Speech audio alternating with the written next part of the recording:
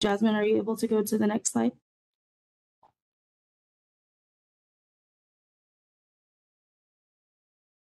So CAC, you have to email CAC, which is info@caregivers.org.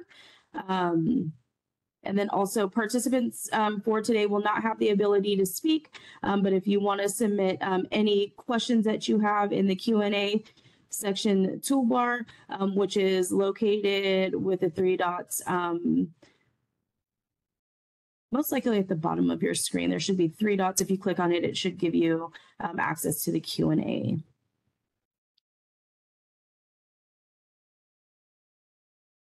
And for the agenda for today, my name is Jaylina. I'm from CDSS. I am going to be going over the respite care, babysitting and alternative portion.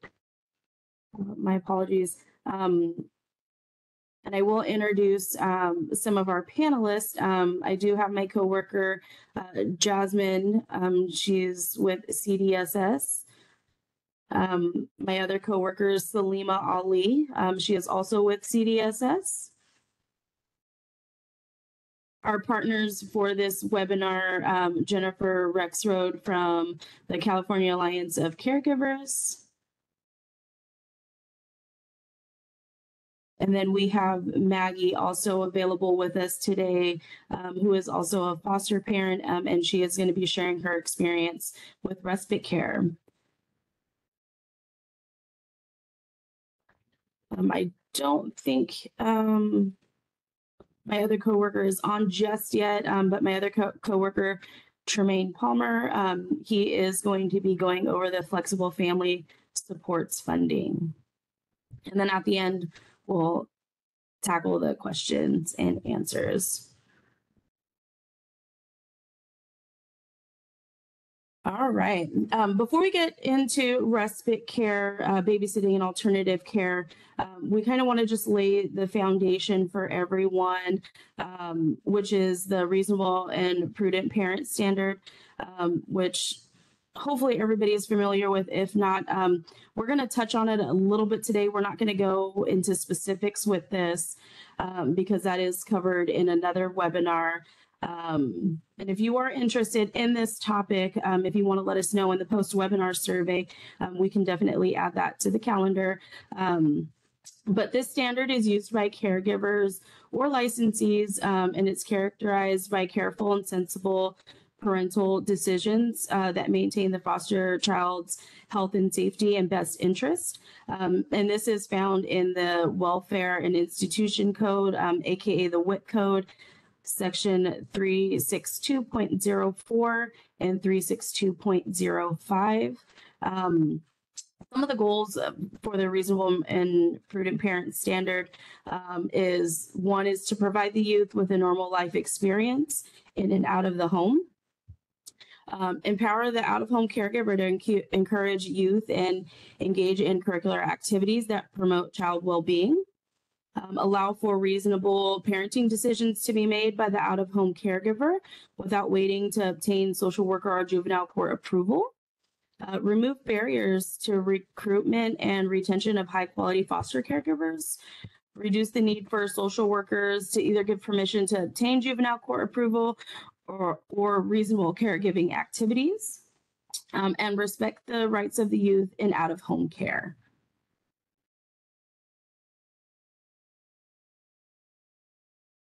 So on the next slide, which is the responsibility for providing childcare and supervision, you will find this in your written directives in section 11-13. And a resource family shall provide care and supervision that meets a child or non-minor dependent and ensures the health and safety and well-being. And for those resource families who provide care for minors or non-minor dependent parents and their child, the resource family shall work with a non-minor or non-minor dependent and their representative from the child welfare agency or probation department and develop a shared responsibility plan as described in the WIC code sections 11465 D3 and 16501.25 B. Also, resource families shall provide care and supervision in accordance with the case plan of a child or non-minor dependent, the placement agreement, and the transitional independent living plan, if applicable. And a resource family may arrange for other care and supervision of a child that includes the following: respite care, babysitting, alternative care, which we will be covering today in today's webinar. So what is respite care? Respite care, a resource family may use respite care approved by a county child welfare agency or probation department. A respite caregiver shall be an approved relative or non-relative extended family member, a licensed foster family home, a certified family home, a resource family, or certified respite care provider. Respite care shall not be provided for the purpose of routine ongoing child care. So respite care is a request by the resource family to have a break. This break would allow for the foster children to be placed with another caregiver for a short period of time, not to exceed 72 hours. However, it can be extended to 14 days with prior approval from the social worker or caseworker. Respite care can be arranged, must be arranged and approved. So we want to remind everyone, please work with your child's social worker, caseworker, placement worker, RFA worker, well in advance to make sure that your respite care has adequate time to be approved. And also note that each county does have the liberty of creating their own procedures regarding respite care. So you want to make sure that you reach out as early as possible.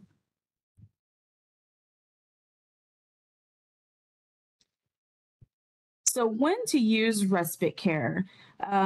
Every caregiver may arrange for respite care for their foster child / youth and allow individuals to supervise the foster child on occasions, including but not limited to vacations. I know many of us plan annual vacations, an unexpected funeral for a family member or friend out of state.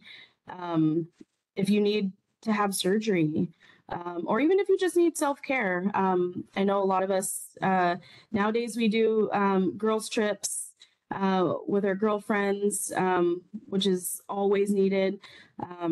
Extracurricular activities for other children. I know myself, I left for a week for a baseball trip with my boys, and I also had to look for care for my daughters. A business trip or other adult social gatherings. I don't know if people still do it now, but I know before, especially if you have moved from where you graduated high school, but I know 10-year reunions are super important to attend. But for many of us, we all elicit the support of our family and friends for these type of events. And even foster parents and caregivers are entitled to a support system. And we highly encourage respite care to be your support system if needed. So what are the benefits of respite care? The first one is rest and relaxation. It's imperative that you have time to rest and relax. If you don't rest enough, you risk the possibility of exhaustion, depression, breakdown. Rest and relaxation has a powerful physical effect. It allows your body to calm down and function properly. It can also help reduce stress, your heart rate, and also blood pressure. Which leads us into maintaining your own health. When caring for someone, it's easy to prioritize their health needs and ignore your own. You can't help others if you're not well. So want to make sure that you're maintaining your own health.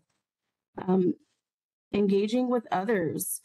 Social isolation is real. And I know many of us experienced it or know someone who experienced it during the pandemic. And it can be a massive problem for caregivers.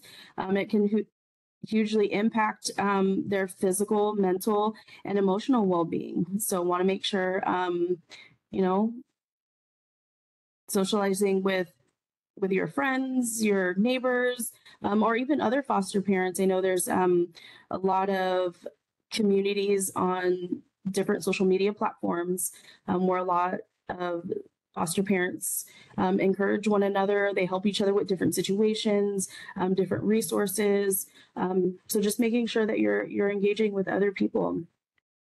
Maintaining your identity.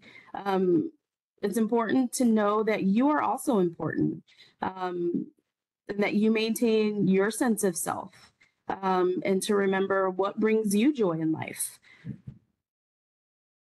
And the last one, keeping things in perspective. Space can sometimes be the best thing for us. This can help you see things more clearly, keep things into perspective. Things that felt overwhelming or impossible may begin to feel more manageable, especially when you take a step back and you get a different perspective on the situation. So these are the benefits of respite care. So before we go into babysitting, we do have a poll question, which I will open right now, and I'll give a couple minutes for everybody who is available to answer the poll question.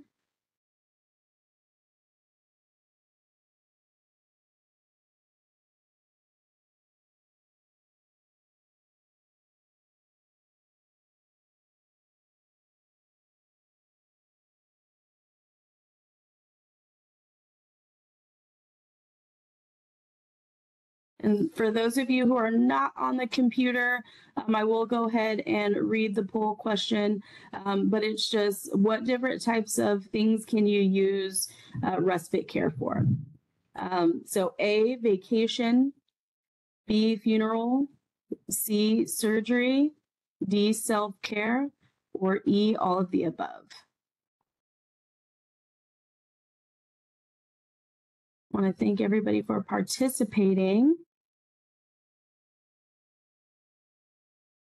Almost there.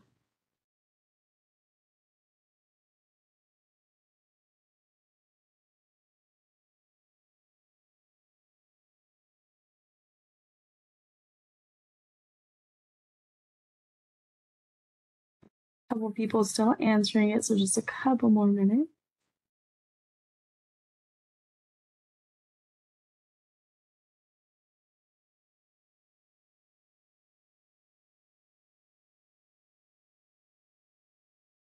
All right, so I'm going to go ahead and close the poll. So if you haven't done it yet, make sure you do it. You'll see a couple people still answering it. All right, I'm going to go ahead and close the poll.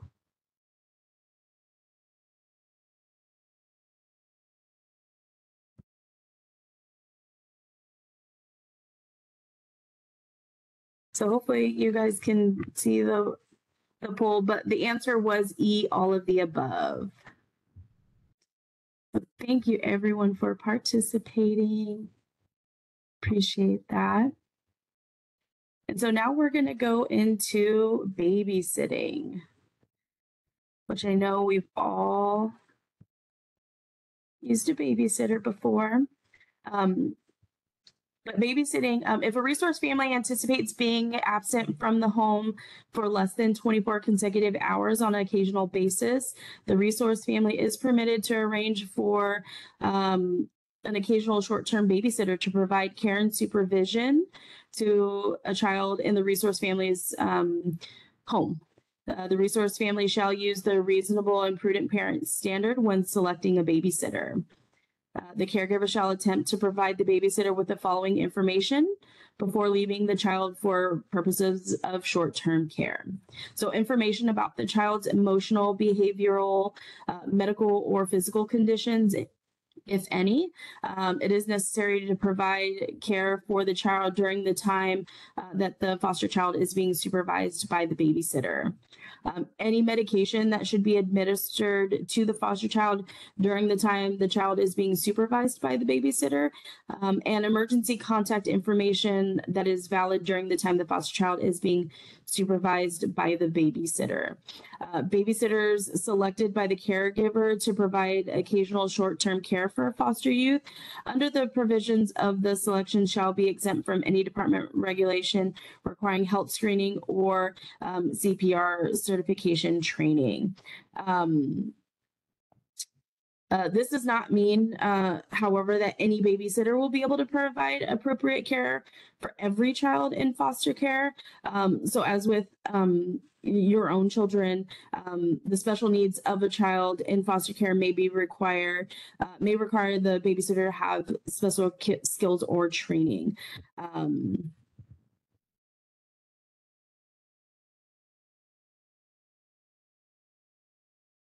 So on to the next slide, when to use babysitting. So every caregiver may arrange for occasional short-term babysitting for their foster youth and allow individuals to supervise them on occasions, but not limited to when the foster parent has a medical or health care appointment. Grocery shopping or other shopping. I know everyone's still on summer break, but school shopping is getting ready to be in effect. So if you want to go school shopping without your children, you can use babysitting for that. Personal grooming appointments. If you need to get your hair done, your nails done, you can use babysitting for that as well. Foster parenting classes, school related meetings such as parent-teacher conferences. Especially if it's during the school day and you have little ones at home. Business meetings, adult social gatherings, and any occasional evening out by a foster parent, like a date night. It's perfect for babysitting. Tips to remember about babysitting. An occasional short-term babysitter may be under 18 years of age, but shall have the maturity, experience, and ability necessary to provide adequate care and supervision to the child. A child in foster care may also act as an occasional short-term babysitter. The caregiver must apply the reasonable and prudent parent standard to determine whether their arrangement is appropriate. However, it is very important that under no circumstances shall a child in foster care be required to babysit. When a child is in the care of an occasional short-term babysitter, a resource family shall ensure that the babysitter knows how to contact the resource family in case of an emergency. And so before we go into the next session, I do also have a poll question, another poll question for babysitting.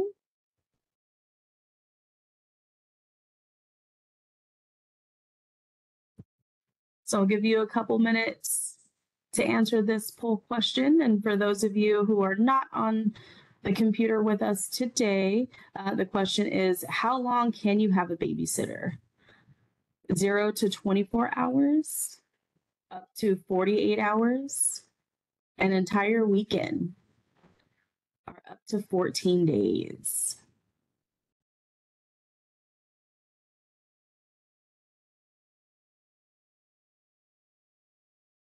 We'll give everybody about a minute to answer if you can.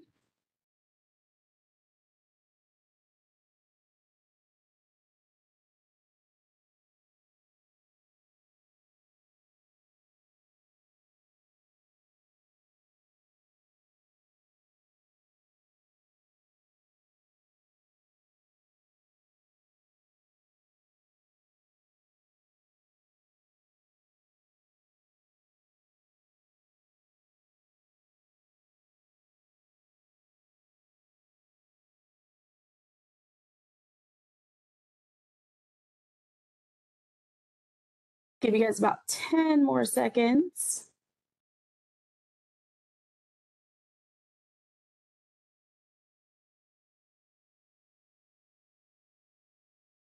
All right, I'm going to go ahead and close the poll now.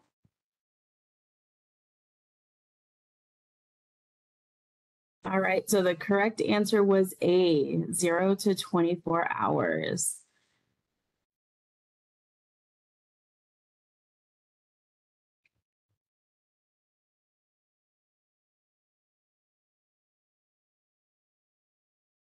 All right, so the next session, which is alternative care. So, what is alternative care?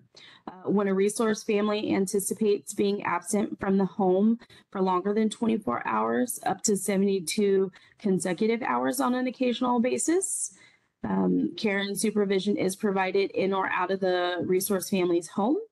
And alternative care is typically used as backup support in emergency situations. So in those times where you don't have time to plan out a respite care visit, or you need something a little bit more than babysitting in an emergency, this is what you would use. You would use alternative care. So who can be an alternative caregiver? An alternative caregiver can be a trusted family member, a close friend, a neighbor, a church member. Also want to note, alternative caregivers do not need to be RFA approved, but they may need to have a criminal record clearance. So you want to make sure with your county social worker, your caseworker, RFA worker, or even your placement worker for the county specific requirements, if there are any.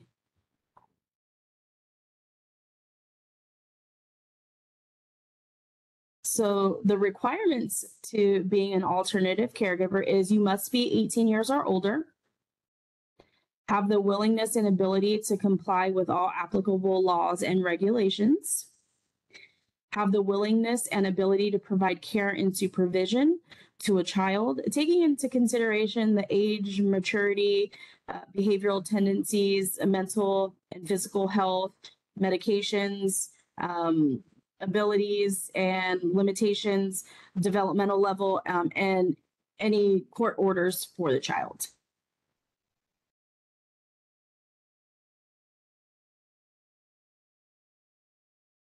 So we do have one last full question regarding alternative care. So I'll go ahead and give you guys about a minute to answer the last poll question, which is who can be an alternative caregiver? We have A, neighbor, B, close friend, C, a trusted family member, D, church member, and then E, all of the above.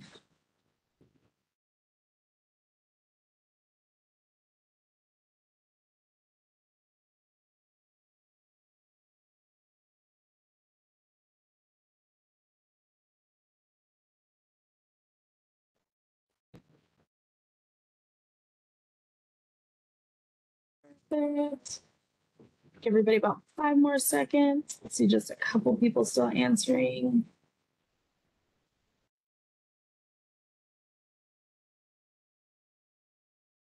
So thank you. So the answer was E, all of the above. Thank you everybody for participating in our polling questions. I know sometimes these webinars can seem a little bit disengaged, so just trying to engage you guys a little bit with those poll questions. But what is needed to request respite care or alternative care? So prior to a resource family's absence from the home, the resource family shall provide verbal or written notification to the social worker or probation officer for a child as follows. Want to make sure that you give them the dates that you plan to be absent from the home or not caring for the child.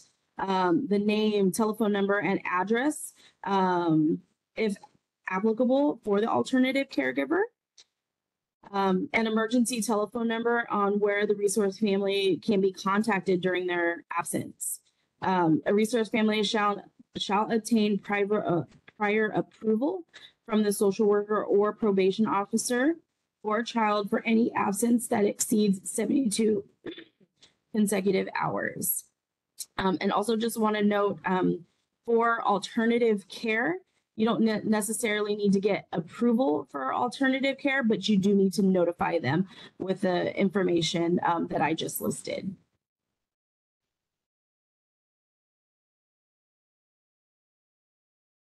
So what should you provide the respite care giver or alternative caregiver before leaving?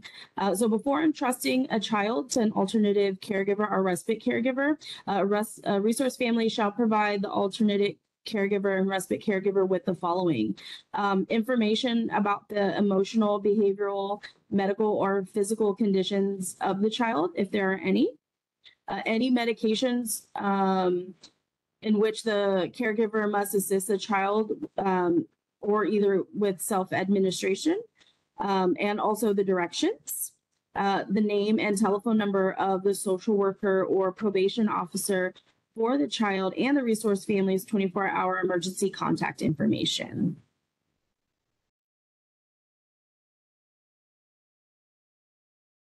And here we just provided a chart for respite care, babysitting, alternative care, just a little snapshot on different things to kind of help you determine what kind of care you need, how old they need to be, whether they need to be license, or whether you need a caseworker approval.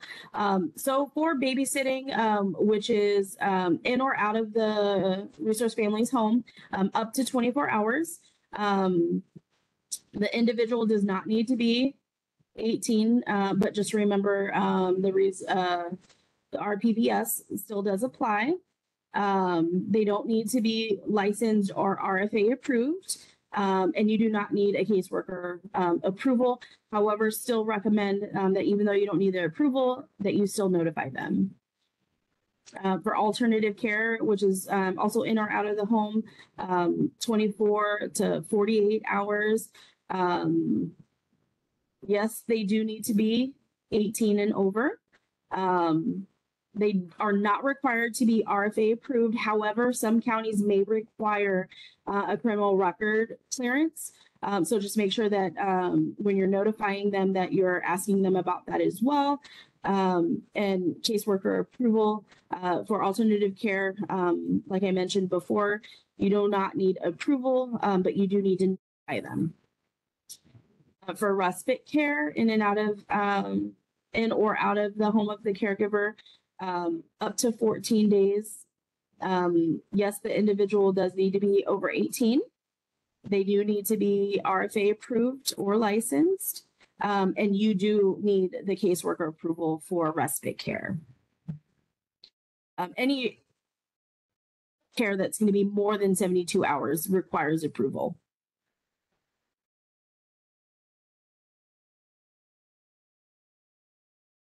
So leaving a minor child home. Resource family must never leave a child under the age of 10 years old home alone.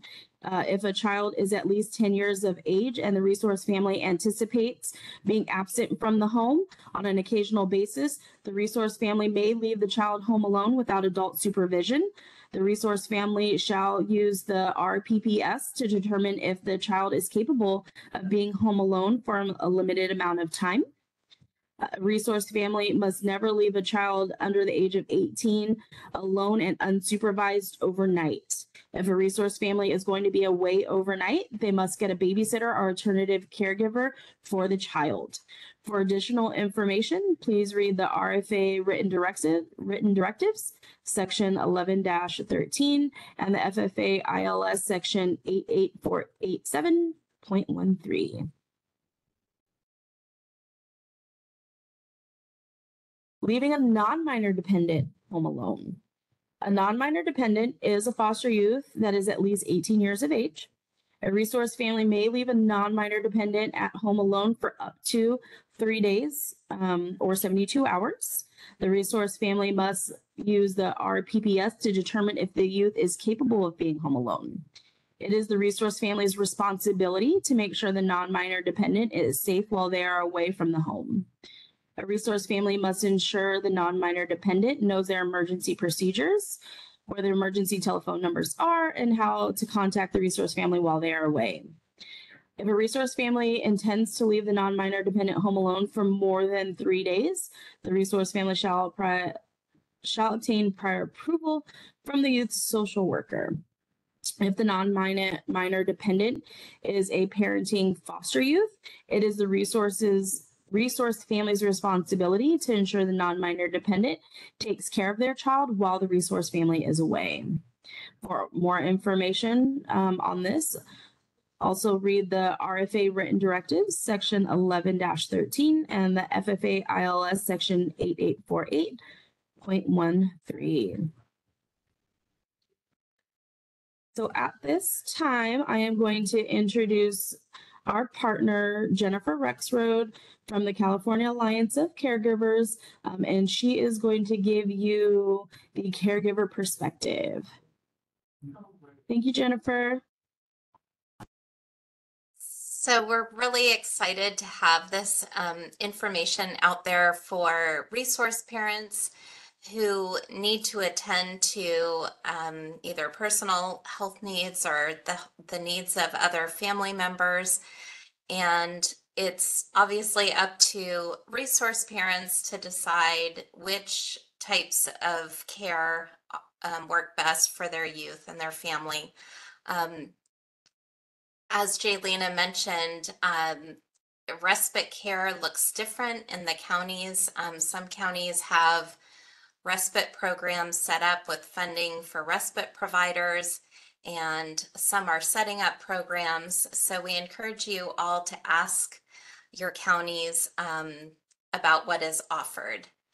And we encourage all caregivers to consider using respite if it is available, or to planning ahead of time what they would do if there is an emergency, or if there is if a health need comes up, if they do need either babysitting, alternative care, or respite care for their youth. Having a neighbor, a friend, another family member in mind ahead of time really can help in times of emergency. And we definitely want caregivers to take care of themselves and their needs so that they can, give all that they can to the youth and their care.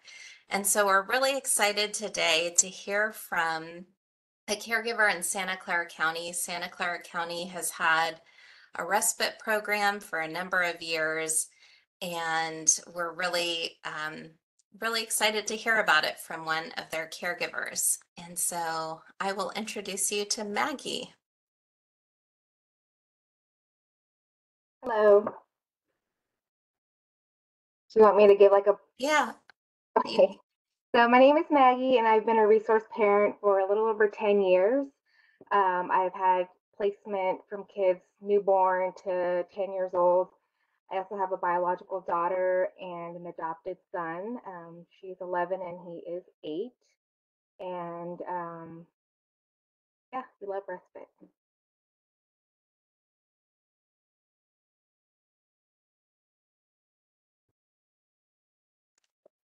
Maggie, can you tell us a little bit more about your respite experience, or when you've used it, and who you've used, how you found the respite providers, and so on? Sure, I'll start with the second question first. So when we first started, our first placement was a sibling set of two. I think that was probably a bad decision to go with two kids at once for our first placement. So we really were struggling, and so we heard about respite, but we didn't know how to find a provider.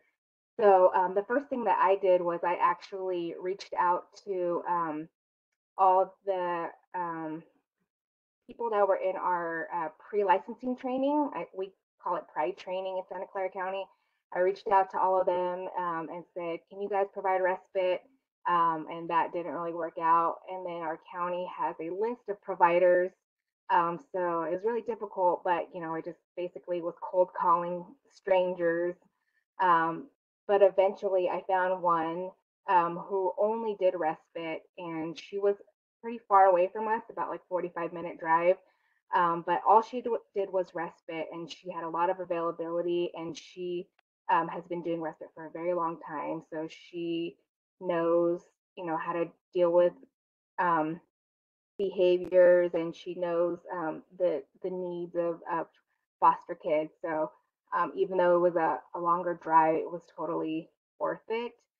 But soon after, when I got to know more resource parents, then you know my network expanded, and I was able to find other resource parents that were a lot closer to where I lived. And so I met them through trainings, or pre-COVID, we had like networking events.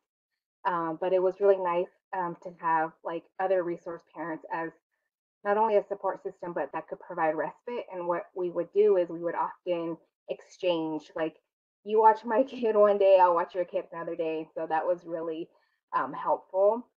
Um, and then soon later, when we got placements, sometimes their former resource parents would become respite providers, or even relatives of the kids that were visiting the child that the child knew or were comfortable with. And so they were also able to provide respite. And then, yeah, so it took a while, but I built a network of respite providers. And so the first question was, what do I use them for? So I think the slideshow has mentioned a lot, and I've used them for basically all of those things. So funerals, weddings, baby showers, um, camping trips. Sometimes, um, parents won't agree to allow the kids to go on vacations. And so without, their permission, we can't take them with us. So a lot of time, sometimes, they'd have to go to respite. Um, I think mentioned having just like a night out, a mom's night out. I would do that. And then also, I decided to go back to school. And so there were some days where I just needed to catch up on homework, and I was able to use a respite provider for that. When I had sibling placements, if one of them had a doctor's appointment, I would use it for that so that I wouldn't have to drag two kids. And then another kid had like a kindergarten readiness, like a summer camp that required me to be there. And so I used respite for the sibling while I took the other kid to the camp. Um, and even court, sometimes I'd have to show up to court for the kids. And so I would use respite for that. Surgery, I've had surgery, and also, when we go to adoption camp for the kids the child that I adopted, we used it for that too.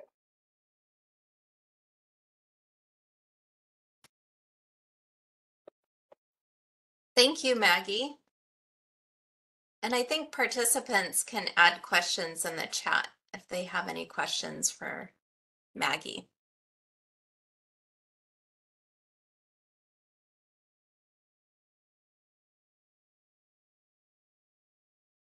So I wanted to add the great thing about respite providers is sometimes they can come to your home, or you can take them to their home, which I felt was really convenient for them to come to my house at times. And I was so comfortable with my respite provider, and through an arrangement with her, even my daughter really liked my biological daughter really liked her, and was like, I want to go to the house with all the toys. And so she even provided, respite for my biological daughter, which, obviously wasn't covered by respite funds, but she was willing to provide respite for babysitting, I guess, for my biological daughter. And then also the respite provider, like for the longer periods of respite, she was able to take the kids to their visits so they wouldn't miss visits with their parents.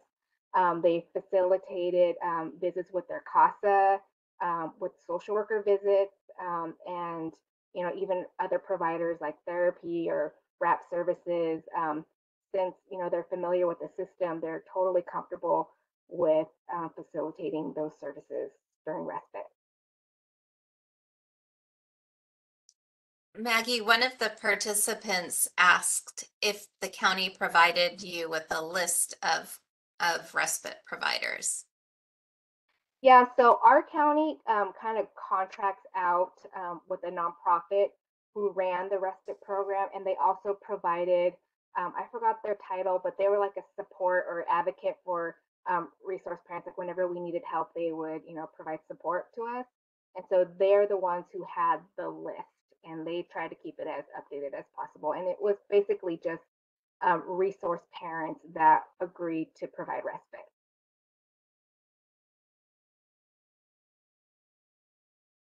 Thanks. And then somebody asked who paid for your respite and if your funding, if your foster care reimbursement check was deducted. So our county provided a reimbursement system, but they could also pay the provider directly, especially if they're a resource parent, like they're already kind of in the system and can kind of send them a check or direct deposit. But it doesn't count. You don't get your daily rate deducted. And so one of the things for a while, our program, I think our program still only allows up to 72 hours, like, the requirement. So anything over 72 hours, they wouldn't cover unless they, it was like an extenuating circumstance. So what a lot of arrangements we would do is we would give that daily rate to the respite provider and they would agree to it.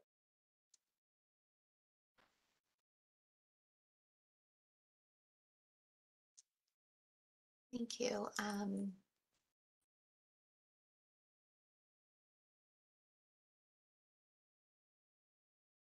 think that's all the questions that I see for Maggie. And somebody did ask if the participants are from different counties, and I think we do have participants from around the state. This is a statewide webinar, so this is on statewide policy. But again, counties will have different programs set up for respite care.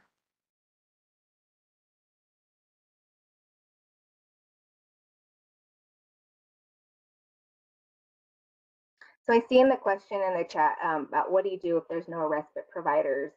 And so, yeah, that's always like stressful to scramble and find somebody. And if it's a complete stranger too, we try to do like play dates beforehand so that the child can get to know the respite provider.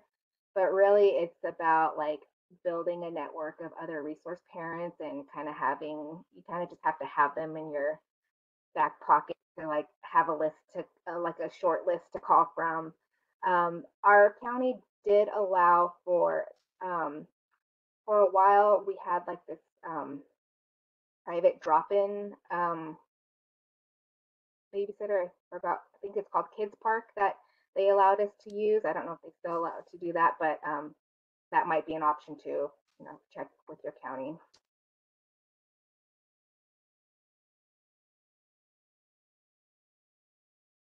Okay, well, thank you, Maggie. And Jaylena, I'll pass the mic back to you. Awesome. Thank you, Jen, and thank you, Maggie. We appreciate you guys sharing with us today on the caregiver perspective.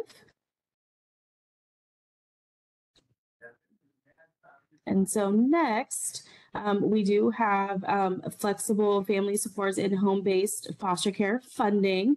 And I do have my coworker, Tremaine Palmer, who is going to be going over that portion of the webinar for us.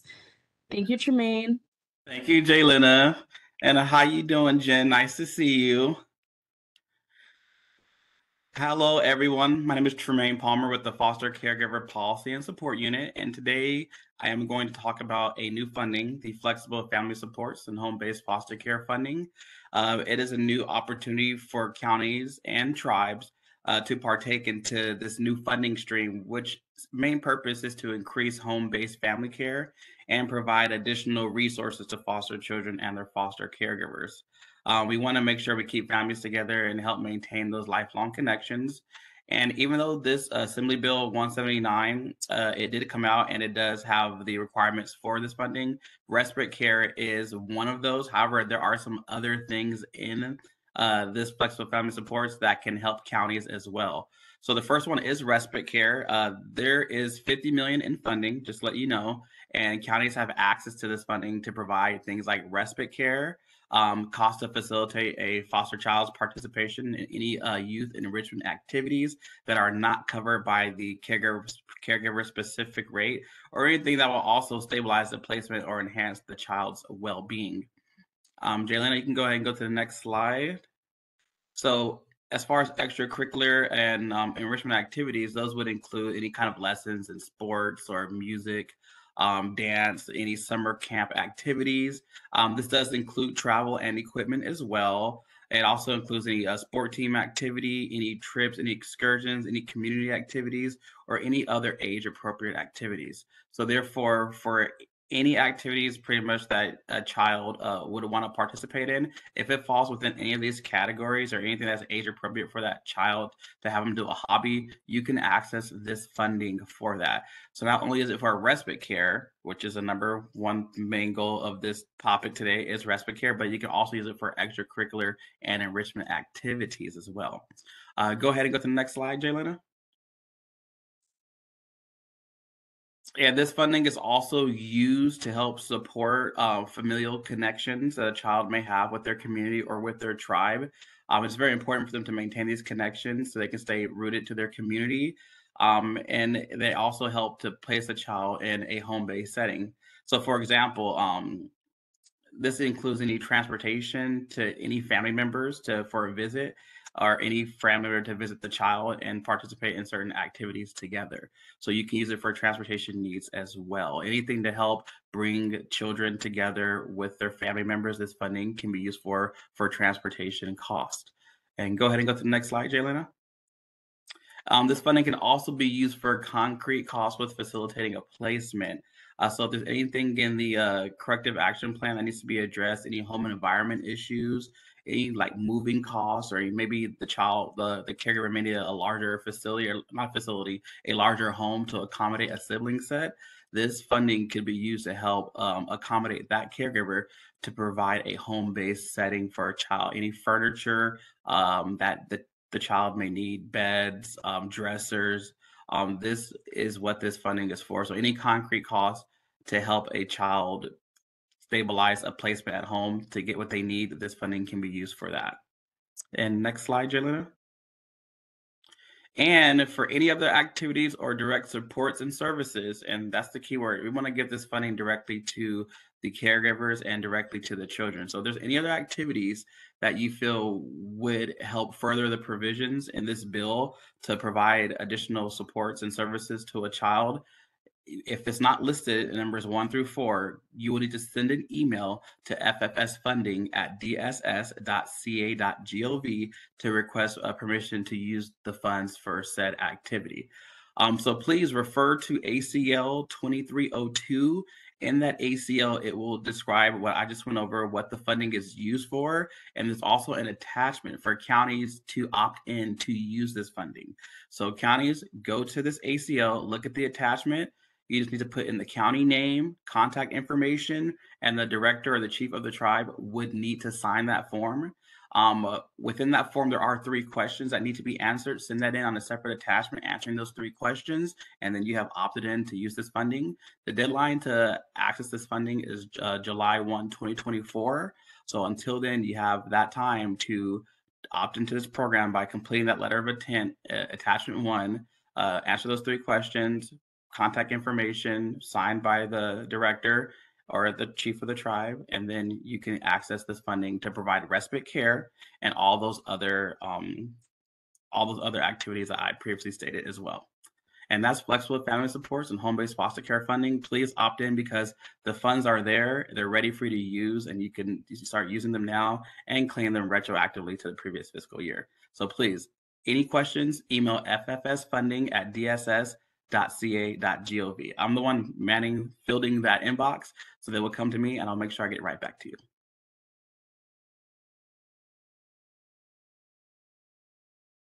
And that is all.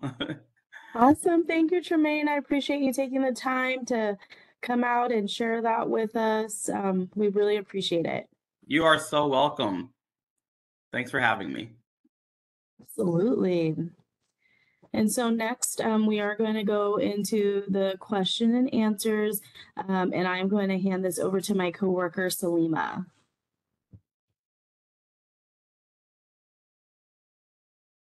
Thank you.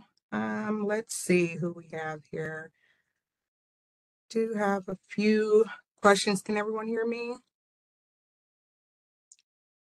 Yes, we can hear you, Salima. Wonderful. So the first question says, if a caregiver is going to be away from the home for more than 72 hours, but can't find an alternative caregiver to provide care, can respite care be utilized instead? So the answer for that is respite care services are limited to a 72-hour period, and to preserve the placement of the youth can be extended to 14 days any 1 month, depending on your county's policy and regulations. So you should discuss this matter with the child's caseworker to make arrangements that are in the child's best interest. The next question is, if a caregiver determines that their child who has been placed in his or her care is old enough and mature enough to be left alone overnight, may they do so? This is not just a clear-cut answer. So I'm going to say no.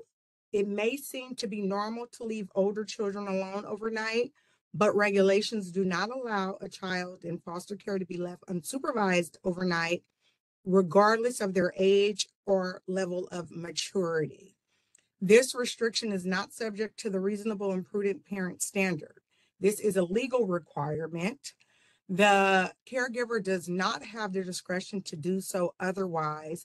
But remember earlier in the discussion, there was different instructions for non-minor dependents. I have another question that says, can another foster child babysit a foster child or sibling? And they've already stated that yes, a child can babysit another child depending upon the age. However, FFAs may have stricter policies. So if you're a part of that, then some of their agencies have policies against allowing minors to babysit other minors. So you might want to speak to your FFA. Next question, can a resource caregiver go on a weekend vacation and leave a foster child with a foster aunt and uncle and their children?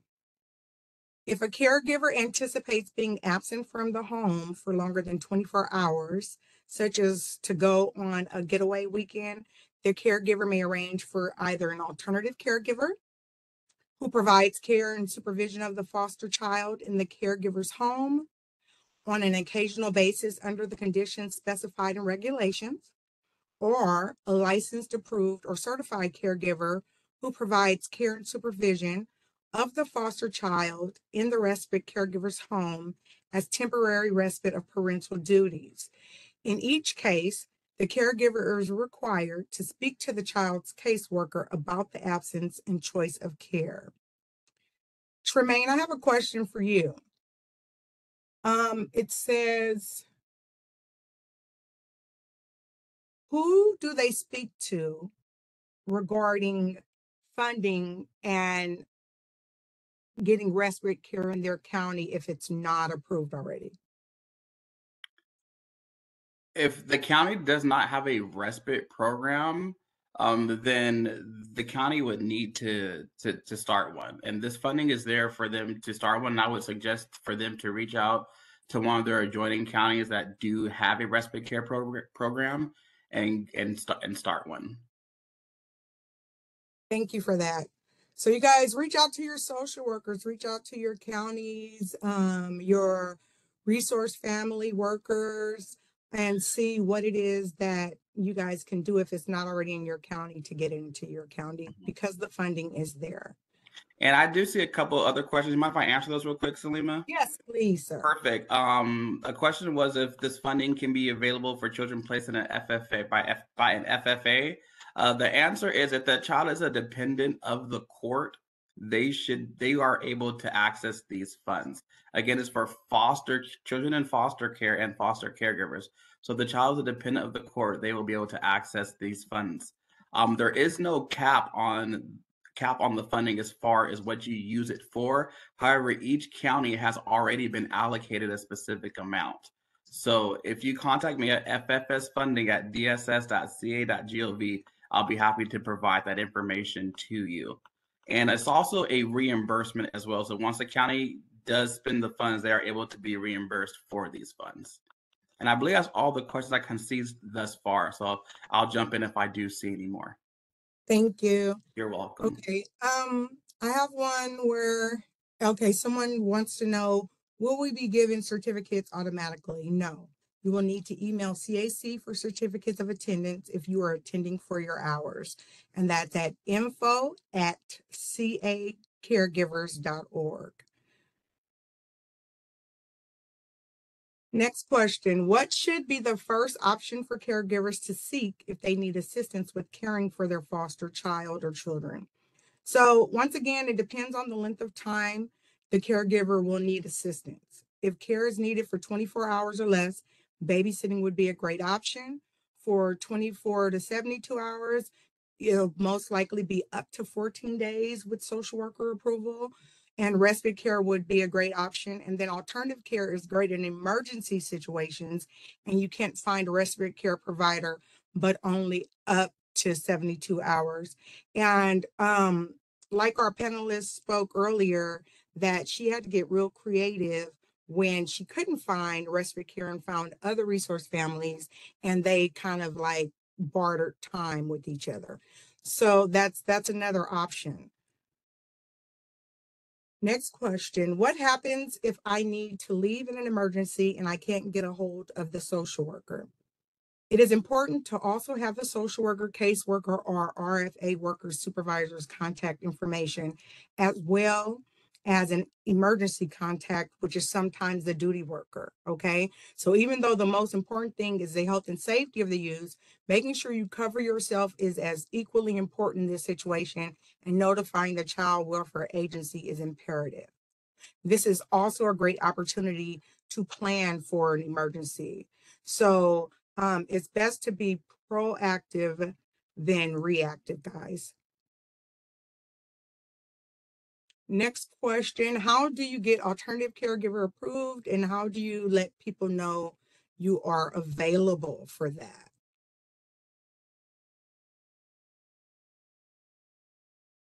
Jaylena, do you want to answer this one? Can you say it one more time, Salima? How do you get alternative caregiver approved, and how do you let people know you are available for that? So it sounds like someone also wants to be an alternative caregiver.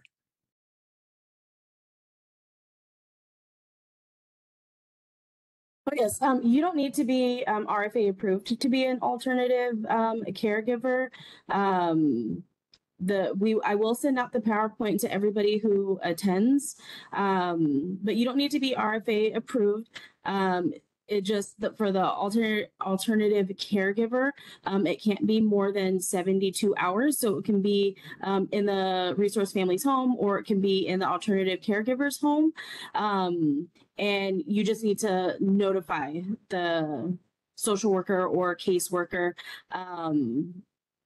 that the alternative caregiver is going to care for them, but you don't need any RFA approval. You don't need any license or anything like that. You also aren't required to be fingerprint cleared, but some counties are a little bit more strict, and they do require it. And so for that particular component, you would have to reach out to the county directly to find out if they require it for alternative caregivers.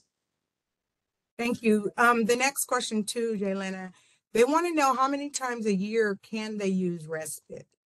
Is there a cap on how many times this can be used? That is a great question, and that is also a question for the counties, since the counties do have the ability to create their own respite program that fits for them. And it depends on like their funding sources and different things like that. So any specific questions in regards to how many times they can use it in a month or in a year, all of those do need to be directed to the social worker or caseworker. Thank you. And Tremaine, are FFS funds available to children from out of state? Only if that child is a dependent of the court for California and they were sent out there through an ICPC. That will be the only way. Now, what if they are from another state and they had to obtain RFA approval with a California county through ICPC in order to be here? Are they able to utilize the funds? If they are in foster care with a caregiver in California, they should be able to access these funds. Wonderful. And counties do not need permission either to use these funds for the items stated in ACL 2302. If their intended use of the funds fits those categories, they can use the funds. If not, then they need to send a request to ffsfunding@dss.ca.gov. Wonderful. And also, I saw another question here, county. FFAs cannot directly use these funds. It has to be through the county. These funds are not for FFA specific use. Okay, thank you. You're welcome. Next question. Are both respite and babysitting service costs paid by the supervising county? Yes. So the respite care funding is paid through the county. So you would need to contact your county to see if they're already utilizing these funds. And how do we know what counties have opted in? Is there a list? Unfortunately, right now, we do not have a list of how many counties have opted in, but you can contact your county and they can let you know. Or you can also email ffsfunding@dss.ca.gov, and I can let you know if your county has opted in as well. Awesome. And a lot of people are asking for a copy of the PowerPoint, and that is something that will be provided to you. So you will be able to get it in your email, and also it will be on multiple platforms, and you'll get the information on how to watch these later for the people who are asking for that. I'm not seeing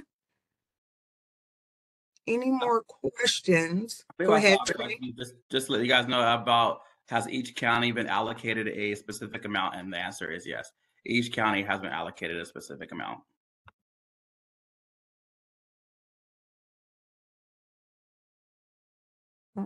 Let's see.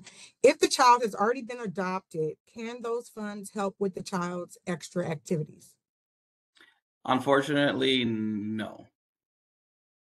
They have to be a dependent of the court. Okay.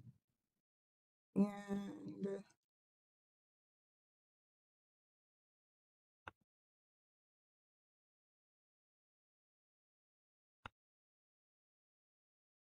someone is asking, can a resource family use IHSS for their foster children? Unfortunately, we are not the subject expert matters on that. You will have to contact that unit for that answer. So you can go onto our website on Department of Social Services and contact that unit, and they can answer those questions for you. Salima? Yes, ma'am.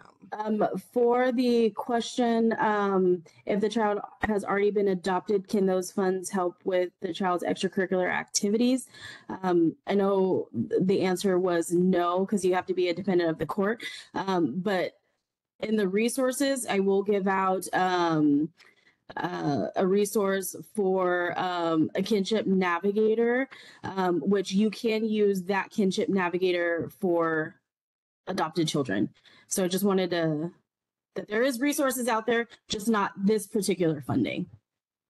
And I'll share that in a couple slides. But I just wanted to mention that to whoever asked that question. Wonderful. And I see a question. Someone- They're asking if these funds are available for things like installation of a pool fence. If a pool fence is holding you back from becoming a foster caregiver, you should be able to use those funds for that, to fix something that's in the corrective action plan. Wonderful. Because the goal is to maintain placements, bring families together, and support the foster caregivers and the foster children.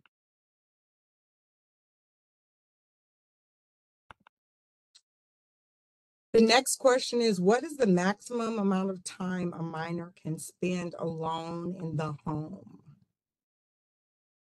You want to do that, Jaylena?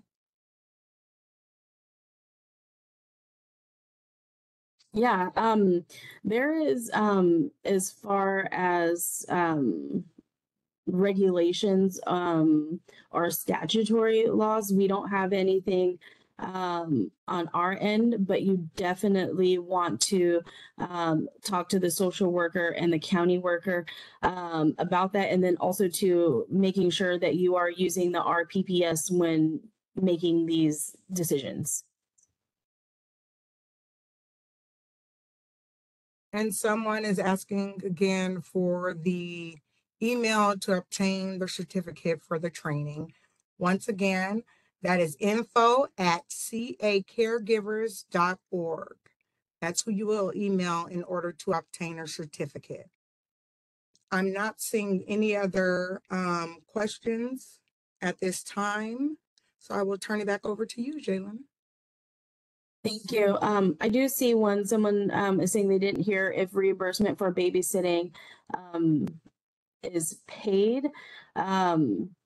Typically, babysitting is not paid, but I do know that there are some counties that do have a stipend for babysitting. So as far as the reimbursements for babysitting, respite care, or alternative care, you want to make sure that you speak to your counties directly regarding that. Just make sure. And if we did miss any of your questions, I will leave our email at the end of the presentation. So sometimes we're getting a lot of these questions and they kind of get bumped up a little bit. So we apologize. We aren't ignoring your questions, just sometimes we miss them. So if we did not answer your question, please make sure that you do email us with your question and we will be sure to get you an answer.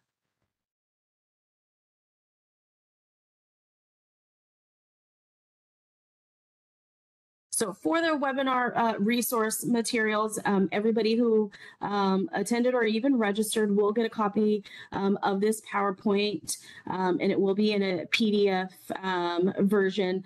So you will have still all the links and everything will still work. You'll also get the RFA written directives version 8. You will receive a copy of the ACL 16-31, which is on the reasonable and prudent parent standards, ACIN I-28-15, which is the quality parenting initiative, the ACIN I-17-13, which is a Q&A regarding the reasonable and prudent parent standard, the ACL 23-02, which is a flexible family supports and home-based foster care funding, which Tremaine talked about,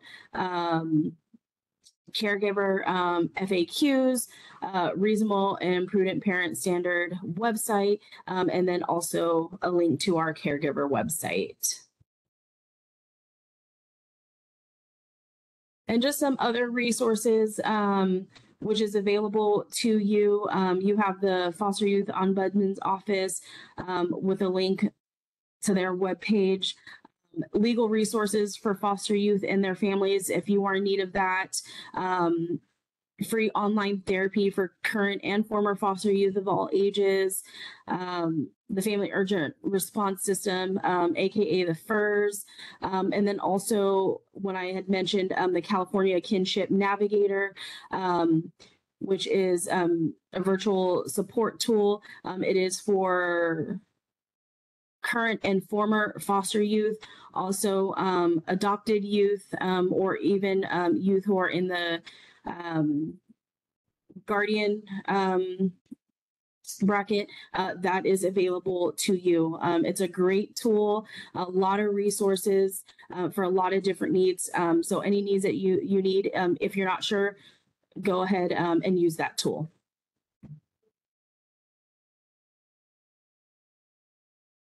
And then the caregiver pandemic assistant info. So if you were a foster parent between March 19th of 2020 and June 15th of 21, you should have received a caregiver pandemic stipend in the form of a Visa card. If you were a foster parent between that time period and you have not received a card, you can contact CPA payments at dss.ca.gov, and you can inquire if you were eligible. And if you were eligible, you will get some information on how to contact our vendor Blackhawk to either get your card resent to you or get a replacement card. So for those that are on this webinar who were a foster parent, like I said, between March 19th of 2020 to June 15th of 21 and have not received a card, please make sure you reach out to CPA payments at dss.ca.gov.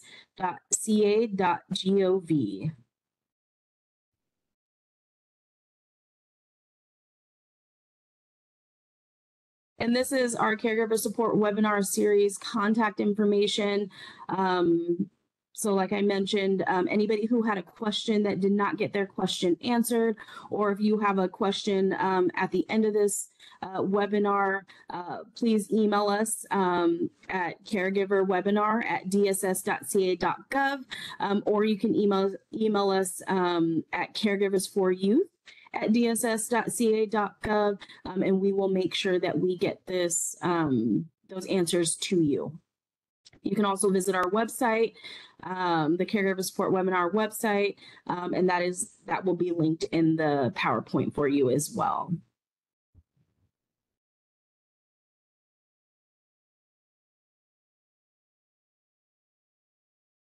So I know we're done a little bit early. Want to thank everybody for joining us today. We'll give you guys back your time, but just also want to remind everyone that we do have these caregiver support webinars monthly. The next one, the tentative date is for August 24th. From 1 p.m. to 3 p.m. And just look out for the link to register. That will be coming soon. Again, thank you everyone for your time. We appreciate you guys being here. And if you have any questions, please make sure to email us. And for those certificates, make sure that you email CAC, and we'll make sure that we get all of that information to you. So thank you, everyone. Enjoy the rest of your evening.